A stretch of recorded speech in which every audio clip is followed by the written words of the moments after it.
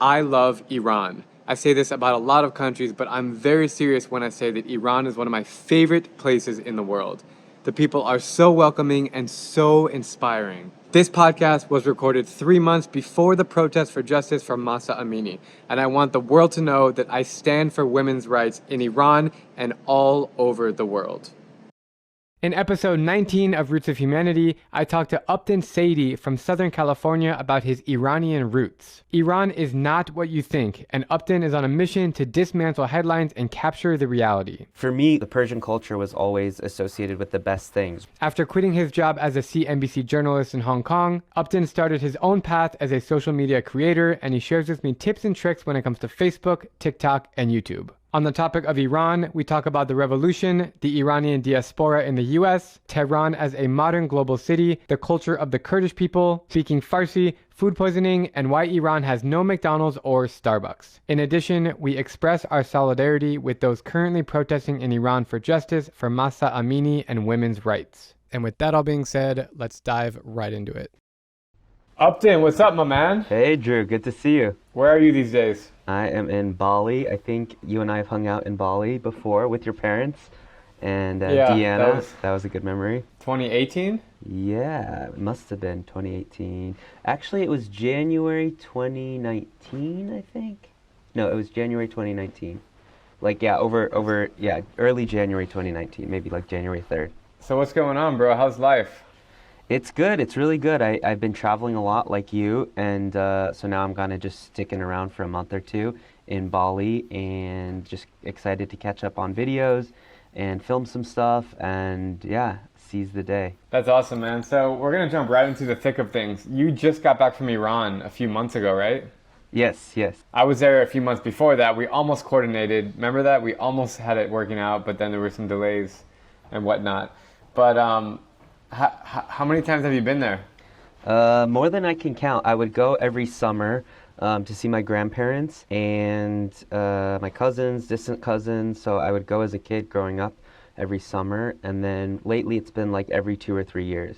That's awesome, dude. I didn't know you went every summer growing up. That's super cool. Do you have an Iranian passport? Yeah, definitely. That's how you get in easily. Yeah. So tell me, let's back up a little bit. So tell me about where you grew up and how you kind of lived with a bunch of Iranians and what Iran meant to you as a kid.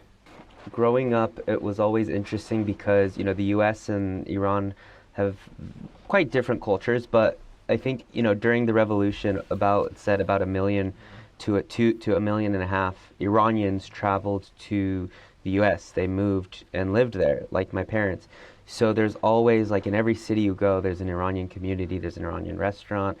And so it's always been a special part of like growing up culturally for me.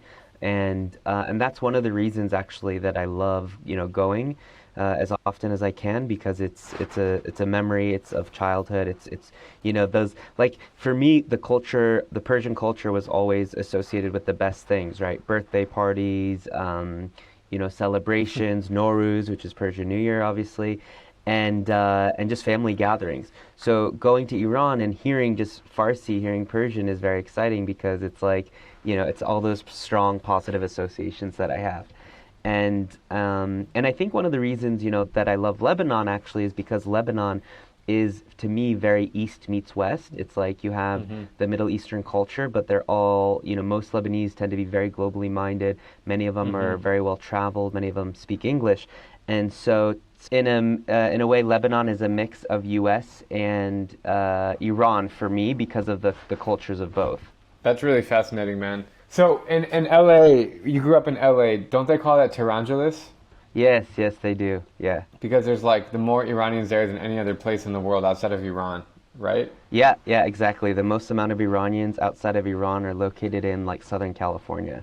Did you speak Farsi growing up, or did your parents teach you English, or both? No, I mean, it was mostly English in the house, but Farsi became like a second language, and it was largely to communicate with my grandparents who had very limited English skills. And they live in Iran or the U.S.? My grandparents live between Iran and the U.S., so, some of them just in Iran, some of them just in the U.S., some kind of migrated over the course of my upbringing in the U.S., but what was interesting is the ones that moved to like Los Angeles. Well, all of my grandparents moved to Los Angeles, Mm-hmm. and there's such a big Iranian community in Los Angeles. There are places where you can go, and I'm sure you've seen this, Drew, where you just see Persian writing everywhere, Mm-hmm. and you don't need to learn English. I mean, you should as an Mm-hmm. American, I believe, everyone should learn a little English, but you don't need to. And I could see how at their age they were never, they did take English classes actually, and they did their best to assimilate, but at the same time, like, it wasn't necessary. They still had their friends. They were able to have entertainment and community all without like having to learn English whilst in the U.S. Yeah, there's one place in Tehran it's like Persian Square or whatever, but there's like a cafe where these old men are playing backgammon and drinking the tea, and it's literally exactly like Iran. Like there's no difference. Yeah, exactly, yeah. How does it make you feel that politically, like the U.S. and Iran are such enemies? Because obviously, you know my thoughts. I've been to Iran twice. I love it. I've spoken very highly about it in my videos, and I can't wait to go back. But it's just like you're kind of in both mindsets. You're American, you grew up in the U.S., but also you're very Persian at the same time. So how does it make you feel when you see the headlines in the newspapers that are like just shitting on Iran? I think Iran is the most misunderstood country, and I feel like you would agree with me on that because it is such a kind of headlines versus reality situation. And, I see how it happens politically. There's a lot of stress, there's a lot of tension between the countries, which is very unfortunate. And I'm always rooting for like, cooperation and another deal and things like that. But I think the best thing to do about that is do what we're doing, people like you and I, where we're creating videos, where we're introducing the world to real people. And some of the most rewarding comments that I get as a content creator are, wow, I never imagined this place being like that. And it's especially rewarding when it comes to Iran because, obviously I have that personal connection there. Yeah, that's the beauty of creating content and going places that people are too scared to visit because of what they hear on the media and realizing that they're amazing, like Afghanistan, like Syria. I'm sure you would go to those countries if you could. Yeah, I would love to. Could I would you? love to. Could you go there with your own passport? Yeah, you could. Yeah, you could. In I don't theory, think you could go to Saudi Arabia, can you? Oh, dude, we met. Oh my God. yeah.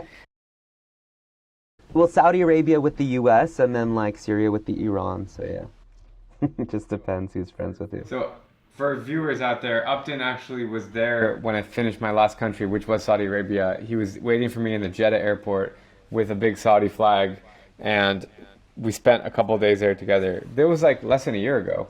Yeah, last October. Yeah, like That was 9 October. months. So clearly you can visit Saudi Arabia. But no, like making videos, man, is really the best thing because you just get to go places and see the other side. Iran really is I think it's one of the safest countries in the Middle East. There's a stat. There's been no terrorist attacks or shootings in Iran in like a decade, or like there's been like only like one. And it's really safe, man. You walk around Iran, they're so hospitable, they're so friendly, and It's unfortunate that so many people are misunderstanding that, that they're not, like, especially in the West, they're not able to really decipher the difference when it comes to safety and security between so many different countries in the Middle East. yeah, and exactly. And the food in Iran, I think it's fantastic, although it's kind of repetitive because you have the same ingredients. The way I think about it is like Mexican food. You have like tacos, quesadillas, all these other things, and it's all the same ingredients. And Iran, the food is so good, but after like the fourth day, every time I'm there, I get really sick. I get really sick. Do you get it too? Food poisoning? No, never. I've never gotten sick. That's because you have the Persian stomach. Yeah, maybe. What are your favorite places to visit in Iran? Well, I love Tehran. At the end of the day, like, I'm a city kind of guy. I lived in New York and LA, and so I love Tehran. I think if someone has a limited time, we probably would disagree on this, but I would say go to Tehran because that's where you see the most modern facets of the country and the culture, and in terms of design, architecture, people, fashion, all of that. So I love Tehran. And then obviously Esfahan is as they say, it's half as the saying goes, Esfahan is equivalent to half the world. There's a famous saying that they say, which would be Esfahan Nesfa Jahan, which is Esfahan is half of the world. And so that city is so beautiful, and I'm lucky that I have relatives there, a lot of relatives in Esfahan, because it makes the experience that much more unique. But between the architecture and the history and the bridges, and the bazaar. It's just really such a beautiful place to go. Yeah, I remember Esfahan, Nesfa Jahan, when I was there. My tour guide, Amin, told me that. But Esfahan is so special because it's the second largest city square in the world behind Tiananmen Square in Beijing. Did you know that? Oh wow, I didn't know that. No. You know the city square that I'm talking about? Yeah. Of course. Yeah, It's yeah. massive. There's like courtyards, there's kids playing games in the park, Yeah, in the it's grass. so beautiful. There's all these beautiful mosques around it, and there's actually a Jewish quarter in Esfahan too, which is interesting, which I checked out. But I think Esfahan's fantastic. Did you go to Shiraz? I went to Shiraz as a kid. It's really top of my list to go again. But yeah, I think one thing that are great about your videos as well is like just exposing different parts of Iran. You know, it's one of I think the 17th largest country by population, and so you have such different types of people, even religions. And I went for the first time to the Kurdish region, the Kurdish province of Iran, which was really beautiful. Met so many amazing people. Went to a Kurdish wedding, which was in Iran, and as an Iranian, you know, it's like so interesting to say, wow, this is a completely different culture. Of course, they're all speaking Farsi, and there's a lot of similarities, and they're serving Iranian food, but they have their own beautiful, unique traditions that you would never see at like a wedding, you know, in Tehran. So this is a Kurdish, you know, wedding in Iran, of course. And then you've gone to the south where I've never been. You've exposed a lot of unique people and customs and traditions down there. So you know, that's kind of what makes it cool. And I think it excites me to see more and more travelers. I'm not sure how many you saw, but I saw a decent amount of foreigners visiting from Europe, which was really cool. And time again, people say like, yeah, I came here because it's so unique. It's so much different than another country, you know. There's no McDonald's, there's no Starbucks, there's no Hilton's or Marriott's. That's what I always tell people. And that's a really cool thing. That's my line. I say there's no McDonald's, no Starbucks, no Uber. Everything is like locally made, locally produced, and locally sold, which is cool. Yeah, so true. I want to say a note about the Kurdish people of Iran. So Kurdistan is a place that many people have maybe heard of but don't know. So it's the largest ethnic group without a country. There's like 30 million Kurds in the world, and they live mostly between Iraq, Iran, Turkey, and Syria. I think most of them are in Iraq and Iran, a smaller part of Syria, and a smaller part of actually the Turkish Kurds is a big population. I've spent some time there, but it's so sad, because they all want to like have their own independence, and they all, you know, because culturally, I think you would agree culturally the Kurds of Iran are different than other Iranians. They speak different language and stuff. Would you agree? Yeah. I mean, there's a mix. There's a lot of Iranian culture. Like when I was there, at the wedding, they were eating Iranian food. They were speaking Persian. So it just depends on, you know, which country. Yeah. But it was a Kurdish, you know, they have their own customs in terms of clothes and cultures. But so yeah, it just kind of depends on which country but yeah, it's a beautiful culture. I went to Iraq's Kurdistan, and obviously it's the culture is more prevalent there. And yeah, it's very interesting. Yeah, they have their own flag in Iraqi Kurdistan. Did you notice a different flag in Iran Kurdistan, or no? You did? No, I don't think so. That could be one of the big differences. But Iran's so diverse, man. I went to Chabahar, which is in Balochistan. Have you heard of that place? No, I think from your videos. So it's like 10-minute drive from Pakistan border, and literally the people speak a Pakistan dialect, Urdu, a form of Urdu. They dress like Pakistanis, they eat like Pakistanis, but you're in Iran. It's the biggest mind traveling in Chabahar and being like, is this Iran or is this Pakistan? It's so funny. I think I met some people while sightseeing in Sananjad is the name of the city, and I saw people dressed like that. So even me, it's very fascinating to see that, you know, while I'm in Iran. One of the reasons why Iran is just the best country in the world, aside from hospitality, is that you are literally located in a place where the Silk Road crossed, where the birthplace of the oldest religion occurred, which is called Zoroastrian, which is you could do a whole deep dive into Zoroastrian. I'm sure some of your family members were Zoroastrians, maybe, who knows? Yeah. At some point, like 2,000 years ago, like most of Iranians were Zoroastrians, which is a beautiful, peaceful religion. They have like fire temples, and they believe in like, I don't know, there's a city in Iran called Yazd, where Zoroastrian comes from, and you can hike this outdoor temple thing, and they believe that like birds eat the carcasses of your skin when you die. That's what they think. Wow. And there's like this fire temple where the fire has never stopped burning in like 3,000 years. You know, Freddie Mercury was Zoroastrian, so he kind of brought that religion to the international scale. But yeah, traveling in Iran, I mean, as I'm talking about it, I'm just dreaming of going back, and we should probably do a trip together to Iran. That'd be pretty cool. Yeah, that would be really cool. Yeah.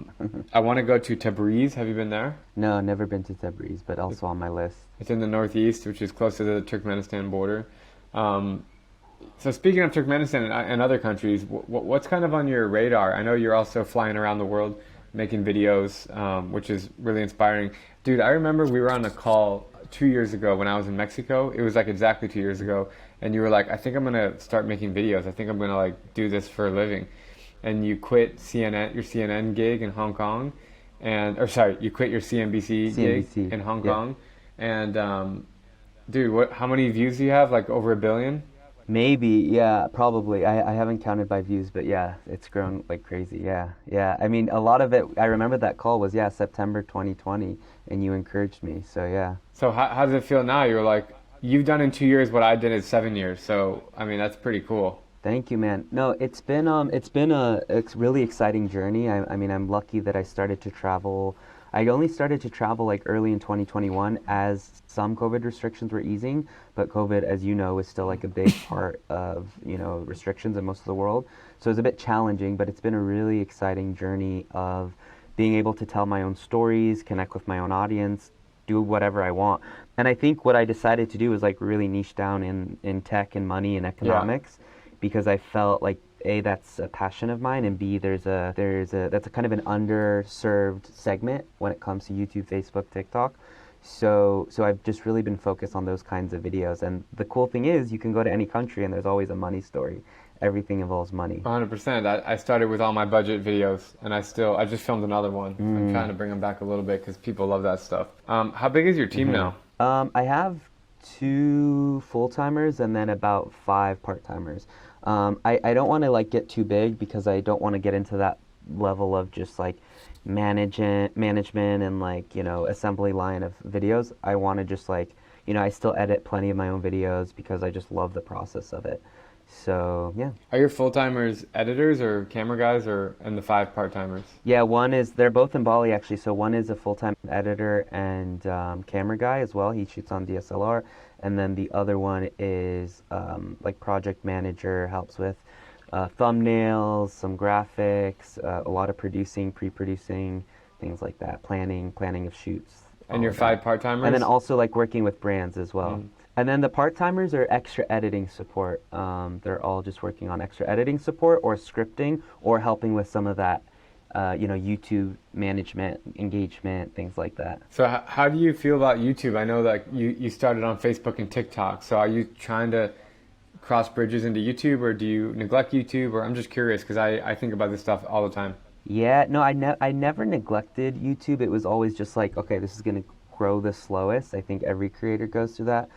I don't know, maybe not every creator, but for me it was certainly the case. And now I'm looking toward passing the coveted 100K subs on YouTube. So what I do is I do like a video for YouTube every, maybe 1 to 2 per week, and then I'll splice them up for Facebook, and then splice them up even in thinner slices for TikTok. So I think YouTube is really important. I just launched my YouTube Shorts channel, because, I think there's a lot of opportunities right now on YouTube Shorts. But I think I love both. I love the ability to share a quick story in less than a minute, and then I love the ability to share like these longer form 10, 20-minate videos through like almost documentary style. Yeah. It's pretty much the same here. I'm doing YouTube first, and then I have a team cutting up the Facebook and TikTok. I wanted to talk to you about this. I have a TikTok guy who's basically, I gave him my iCloud, like I just sent him in bulk, like a bunch of videos, like going back to my old trips, like Iraq and Iran.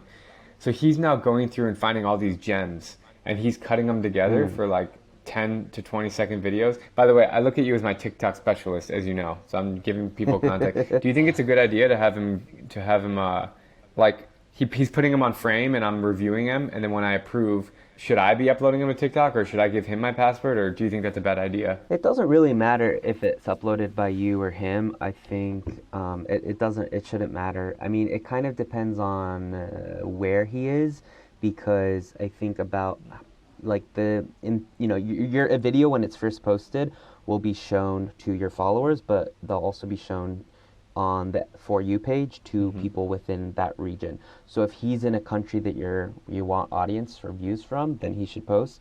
If he's not, then you should post, you know.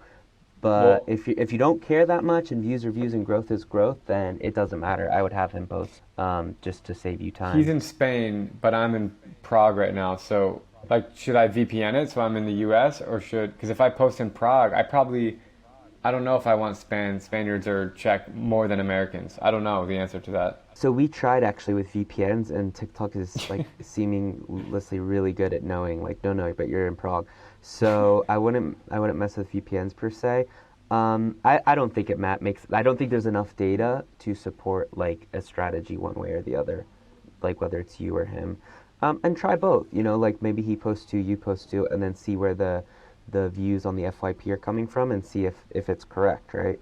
Like maybe it's just going throughout Europe either way. But if it's like 70% are coming from Spain, you're like, okay, maybe that's not the audience that I'm Right. trying to really grow on TikTok. Thanks for the advice, dude. You're always on the TikTok game, where I just pretty much open the app and post. I've never scrolled TikTok ever to like see who's I'm not even follow. I don't even know who I'm following. But I know that it's so Yeah. important. It's probably the most important platform right now for future. You think it is? Interesting. Yeah, I mean, if you look at the way it's growing, it's crazy. I don't know. It's easy to grow fast, and growing fast is good. You know. Yeah. Yeah, I mean, I don't know. I think, like, personally, I remember in 2014, people were like, oh my God, is Facebook dead? Is Facebook, like, at CNBC, they were saying it. And now you look at Facebook, 2014, so that's what, 8 years later, and it still has, like, what is it, 2 billion daily active users. I mean, it's been around, but it's still very, very much used. So I think, I don't know. I like, personally, I don't see TikTok taking away market share from like YouTube and Facebook, but maybe it's taking away from Netflix or people reading books or, or people talking to each other, whatever it is. But I don't know. I personally can't say, like, I honestly don't prioritize one over the other, I would say. I really admire that your team is only a few people, because I've I've scaled quite a bit, and I haven't really talked about this in public unless people are on my email newsletter. I talk about it sometimes, but I have like, I don't even know how many full timers, like 9. Well, because I Wow. have several YouTube channels now, so if I want to have a second channel, I need a full time editor. I can't just assign my main channel editor to my second channel, because it's a whole nother edit. And now I have a project manager who's a production manager who's really helpful. He helps me with video ideas, scripting, and he reviews cuts before they come to me. And I still review the cuts, but I don't edit anymore. The final, But I yeah. feel like I may have scaled too fast, because I'm now spending a lot of my time managing my team, and that's taking away time for me to go create. So I'm in a tough position. I've been in a transition phase. I think I like the team that I've hired, but I'm spending a lot of money per month. So I guess it just comes down to like efficiency, right? And I still want to be able to go out and create content, but the post-production part, like, I edited for 6 years, and now I can't open up Premiere anymore. I think you'll hit that point where you're just like, I can't do it anymore, the editing. You haven't hit that yet? Interesting. Yeah. No, not at all. But I mean, 6 years is a while. I'd never, yeah. And I don't know, like it, yeah, I don't know. You're right. I'll probably will hit that point, but yeah, for now, there's some videos when I'm filming, I'm like, oh, I'm gonna edit this one, and I'm so excited to edit. How many hours does it take on average? Oh, it takes a lot. It takes a lot, but it just depends. I mean, some videos could be 12 minute. Yeah, some could be as short as like 4 hours. Some could be maybe 20 hours. I worked on a video that was over 20 hours. That was probably my longest of the year. Yeah, I mean, I see like other content creators that are way more established, and I'm like, okay, it's like, I think so many times it's about like, okay, how do I maximize, audience and revenue, and I'm and I fall into that a lot. And you need to, right? For livelihood, you need to be asking those questions. But and it's not to say I don't want to. I definitely do, but I just maybe I want to be more conservative because, as we know, the algorithms are so fickle. You have 2 amazing months, and you have a bad month, and I'm worried about the stress of like with cash flow.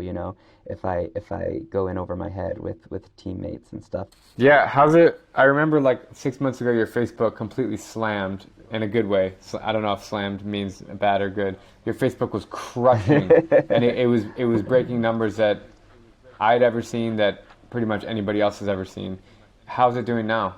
It's tapered off a lot, but it's still quite good. It's still like, a Facebook can make between $20,000 and $40,000 a Yeah. month. Yeah, it's like once I had a six-figure month in January, which is amazing, crazy. It blew my mind. It still blows my mind. So it's but then it's like, okay, I'm still, very fortunate that we have these platforms that can pay this kind of money, that can support me and a team to make more videos. I mean, just Facebook alone could support all your travels and your team. But the scary thing is, my Facebook got hacked, a year and a half ago, and I lost 3 months of revenue, which was $90K. I never got it back. So, anything can happen, man. It's a wild world of content. So, what's next for you, bro? So I'm in Indonesia now, gonna film in Jakarta. I'm gonna film in Singapore next month, and that's it. I don't plan out too much in general. I try to like just not over plan, because as you know, there's already so much on our minds with the footage that we want to edit, what we're filming this week and what we're filming next week. So I don't have capacity to film much. I do want to get out to Japan. Same. I miss that country, and I think it's going to be great for storytelling. So Japan is definitely top of my list right now. Maybe Thailand, but we'll see. Definitely Japan is I'm going to on be my in list. Asia for like 2 or 3 weeks in October. You're still going to be in Asia then? I don't know yet. I don't know. Probably I'll make my way to Dubai, but I don't know yet. All I know is like Bali for a month, and then we'll see. But yeah, do you know what parts of Asia you're going to be in? Yeah, Taiwan, Hong Kong, if it's open, and Vietnam and Philippines. Those 4 countries. Oh, nice. Hong Kong, do you have specific stuff to shoot, or just... Yeah, I'm working with the tourism board on a campaign, but I don't even think the country's open right now. So today they just announced that they're going to reduce 7-day hotel quarantine to 3-day, and which is still pretty ridiculous. And then it's 3-day hotel quarantine and then 4-day monitoring you like as you walk around Hong Kong. Forget it. So yeah, the comments on the article I just saw were pretty like skeptical. Dude, But, 3 days of quarantine's like jail. I could shoot 2 other videos in 3 days. That's terrible. Yeah, it's quite shocking that in summer 2022 they still require that. It's really shocking. When you enter like Japan or whatever, do you know what you're going to shoot before you enter, or do you just kind of wing it? A mix. I usually have an idea, but you got to talk to people and see where the real stories are. And then sometimes you have an idea and they just, like, I went to Berlin's Arab Street, this Arab area where like a lot of Syrian refugees are moving, and it was in Berlin, and I had all these ideas in my mind, but it didn't pan out the way I wanted. I didn't get as many interviews or people that were willing to talk, or it was just a little bit less unique than I was hoping and expecting. And sometimes it's luck of the draw, sometimes it's planning, right? I probably could have planned a bit more, found more unique stories out there, reached out to more people on Instagram in advance to show me around. So yeah, it's a mix. Sometimes you get really lucky, I think, as you see in your experience too. You get really lucky and just find an amazing story. Yeah, I think having a local friend is tremendously helpful, and anytime I don't have one, it becomes super hard to make stories. But if someone from the community reached out and took you around, game changer. You know that. Yeah, so true. Yeah, from like not just logistics, but more importantly, like the story. Getting to talk to them and hear what's happening. It's so true, and it's a more unique travel experience for anyone, even if you're not a content creator. So yeah. What's your favorite video you've made all time? I don't know. The first one that comes to mind was Amazon Go Store that I filmed, and it went crazy viral, and it was just like so cool to see the reaction of people commenting like, this is going to take away jobs, or this is really cool, or this is the future, just to kind of showcase what the future could be like, and to be able to say like, oh, I just filmed that on my iPhone as like a shopper. I didn't work with their communication team or PR team, or marketing team. It was just on my own as a shopper, and to see, like, I think it was very revealing, like, oh, the power we can have as content creators, And what was crazy is the store had been open for 4 years. It wasn't even new, But it just goes to show that, like, I think if you tell a story right, it can really get a lot of traction and get a lot of people to watch. 100%, man. You mentioned Dubai. That's kind of been your home base for the last year or two, right? Yeah, so I registered my business, my entity in Dubai. I think Dubai is a really great place to be based. For one, they have a lot of incentives around content creation. You're meeting a lot of content creators. You're meeting a lot of dynamic people who decided to move there, or are from there, of course. And I feel like people who live in Dubai, and Dubai as a brand, as a city, kind of is never accepts the status quo. They always want things to be bigger, better, easier, faster, richer, and that's cool. It's cool to be in a place where people are constantly questioning things and pushing the boundaries on things. Did you get that 10-year golden visa? No, I just have a 3-year visa through my company. Actually, Deanna and I are thinking about moving to Dubai like next year. That's why I'm asking. It's a great hub for travel, but she has a green card and she can get her passport in 2 years, and she there's rules of, like, she can't be out of the U.S. A U.S. passport. like for more than half of the days. So if we move to Dubai, we can't stay more than we could stay like 3 or 4 months, which would be fine. We go in the winter. I think it would be okay. We can't stay for like a year until she gets her passport. So she would have to do like 6 months in the U.S. and then maybe 3-4 months Dubai, and then travel the rest. I see. So we're currently living in Europe, and it's great. We're in Prague. It's amazing. But we'll be back in the U.S. soon. But yeah, dude, so we've seen each other. Let's try to remember right now. We've seen each other in the Philippines, in Indonesia, in Dubai, in New York, in LA, there's like 3 more. Saudi, and Mexico City. Yep. I know there's more, man. I want to say Beirut, but I don't think I saw you in Beirut. No, we both love Beirut. Is there any other places? I think you got them all. Yeah. It's pretty cool, man, how we've remained so close, but we've only seen each other like 10 times. No, probably more than 10 times. Maybe like 15, 20 times. Yeah. You're coming to our wedding, right? Yeah. I'm excited. It's on the list. Yeah, that's going to be awesome. Good stuff, man. This has been a really fun chat, talking about Iran, talking about content creation. We have so many similar circles and very similar mindsets in our journeys. How can people follow you? So at Upton on pretty much all the platforms. I was able to have a weird name and got the handle. So yeah, making videos about tech and money and cultures. Not only that, but I think that the coolest thing about your name and your situation is that your Gmail is upstairs@gmail.com. That is... Gave it away. Yeah. I'll cut that part. No, it's fine. Anyone can email me. It's not a bit. Email's out there nowadays. Yeah. The fact that your email is upstairs@gmail.com, you could probably sell that for $10,000 to $20,000. I'm sure somebody would buy that, like a company dude. That's like having like tom@gmail.com. Like, it's such a normal word. It's funny when you check out at a store and they're trying to get your email for to spam you with marketing emails. They always ask me my email, and I say upstairs@gmail.com, and they kind of just assume I'm lying. I'm just giving a fake email. So I'm always like, no, it's really my email. So funny, dude. But yeah, I got that one early on. Upton, it's been such a great time catching up, dude. Thank you for your time, and looking forward to seeing you probably soon in either Vietnam or Dubai or somewhere. Yes, maybe Hong Kong. All right, bro. Take care. Thank you so much for tuning in to this podcast episode. If you feel inspired by this conversation, please share it with somebody who would enjoy listening. And if you're here for the first time, make sure to subscribe on Apple Podcasts, Spotify, YouTube, or wherever else you get your podcasts. Also, don't forget to leave a review. Every week, I'm going to be looking through them and highlighting my favorite one. And with that all being said, I will see you guys next week.